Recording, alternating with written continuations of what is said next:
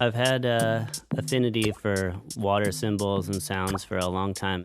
If I'm allowed to kind of psychoanalyze myself, I'd assume that the ocean is like a symbol of the unknown in some way, the place that I'm always kind of searching for creatively. To the sea.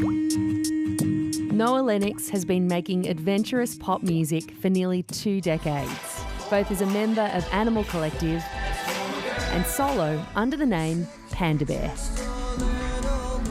During his recent Australian tour, Noah dropped by the Double J studio to talk about his colourful, creative world and his newest album, Boys. Or should that be Buoys? Well, I wasn't sure that I was saying it right. It's such a weird word, so buoys is always the way that I've heard it. I came to think of like a human body as being sort of a buoy, being some marker for some kind of like treasure that was hidden, which could be the soul or spirit or somebody's memories or experiences or something like that. So the human body is kind of the outer shell of something that's actually the riches that lie within. Right. That's a good analogy. I liked it.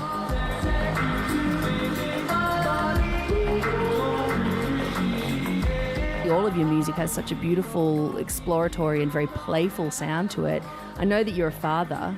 What do your kids think of your music? Not feeling it. Oh, that's so brutal. Yeah, I mean, I think my son might be into it someday, but my daughter's on a trip where it's like anything that dad is doing or into can't be cool. Well, she's a teenager. Mm-hmm. So I think that's where we're at. Do you take things from the way they consume the world and think this could work in terms of the way that I tell my story through music?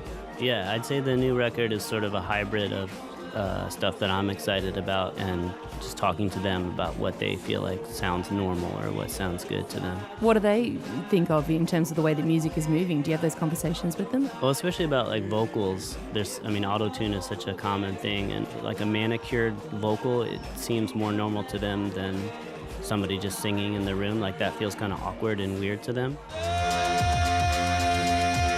I got the chance to see you a few years ago in New York, and it was one of the loudest shows I've ever seen. What is it about volume and that intensity of volume that you love? What do you find in that space? I think just not being able to ignore it, not being able to focus on anything else.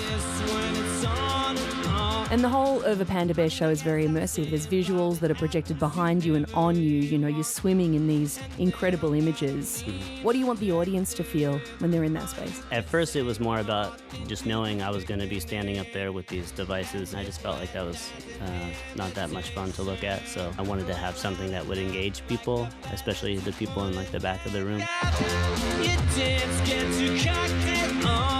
After the show, the comment I get the most is, "Good show, the visuals looked amazing."